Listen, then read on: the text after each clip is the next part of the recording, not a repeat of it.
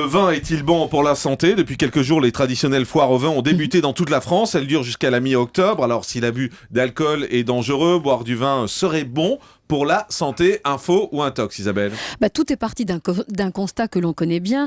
Malgré une alimentation riche en graisse et pas toujours en bonne graisse, les Français ont moins de maladies coronariennes que nos voisins du Nord ou des États-Unis qui, eux, préfèrent le coca. C'est ce qu'on appelait le French Paradox. Alors maintenant, il y a beaucoup de médecins qui disent qu'il faut arrêter de parler du French Paradox, il faut parler du Méditerranéen Paradox, puisque donc l'absorption raisonnable, modérée de vin, avec une alimentation en plus qui serait riche avec de l'huile d'olive, avec des fruits, des légumes frais, on arriverait bien sûr à avoir donc moins de risques de maladies coronariennes. Voilà.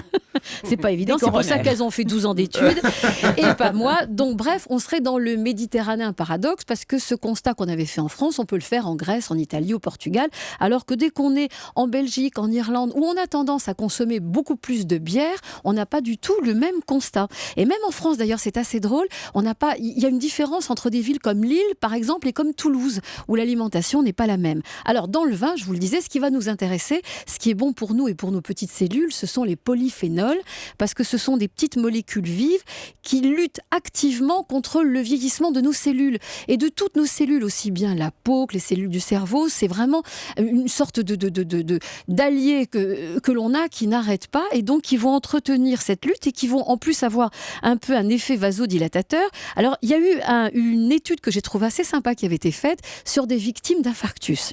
Une fois qu'elles étaient sorties de leur infarctus, on leur disait maintenant, truc sympa dans votre traitement, vous allez boire un verre de vin rouge, un verre de Bourgogne à table pendant votre repas, et on a constaté que ce verre de vin permettait de reculer peut-être le risque suivant d'avoir un deuxième épisode d'infarctus. Donc c'est quand même plus sympa que de prendre des médicaments, d'avoir ce petit truc-là en plus. Alors le champion des polyphénols, c'est le resveratrol.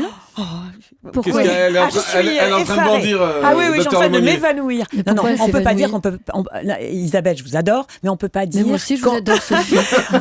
Je peux pas vous laisser dire qu'on remplace les médicaments par le verre de vin. Voilà, j'ai dit que chez les victimes d'infarctus à qui on conseillait de boire un verre de Bourgogne, un verre de vin rouge comme traitement en plus du reste, bien sûr. Quand on a été victime d'un infarctus, on est passé par la case médecin et tout ça est très sérieux. Mais je disais simplement que dans cette étude-là, on montrait clairement que ce truc en plus, ce verre de Bourgogne, ce verre de vin rouge en plus, permettait de reculer peut-être l'imminence d'un autre épisode. Et tout donc à fait ça, d'accord. c'était En plus des médicaments. Insistons. Et donc, je repartais sur mon resveratrol, qui lui a un effet même bénéfique. Et là, c'est assez drôle parce qu'on en parlait il y a quelques minutes. On est en train de prouver, on essaye des études. Alors, comme dit Sophie, c'est toujours, on a une suspicion qui prouverait que ce verre de vin rouge permettrait aussi de lutter efficacement contre les maladies d'Alzheimer. Là aussi, parce que bien sûr, on évite la dégénérescence de nos cellules. C'est beaucoup moins bien prouvé qu'avec quand même les benzodiazépines, comme on vient de le voir. Alors, ce qui est bien avec ce resveratrol, c'est que c'est déjà dans la nature, c'est une sorte d'antibiotique naturel, puisque c'est ce que la vigne utilise pour lutter, par exemple, contre des attaques de champignons. Donc là, c'est hyper antibiotique et ça fonctionne aussi bien pour nous. Alors, je vous dis du vin rouge parce que les polyphénols et le resveratrol, c'est dans le vin rouge qu'on en trouve principalement. Si vous prenez du vin blanc, il y en a du champagne, par exemple, il y en a 10 fois moins, parce que l'intérêt du vin rouge, c'est que, en fait, je rappelle que c'est des médecins qui parlent, quand même. Ça fermente avec la peau du raisin. Donc, c'est dans la peau du raisin que principalement ils sont concentrés. Donc, dans le vin blanc, il y en a moins. Et dans le vin rosé, on va dire qu'il y en a moite-moite.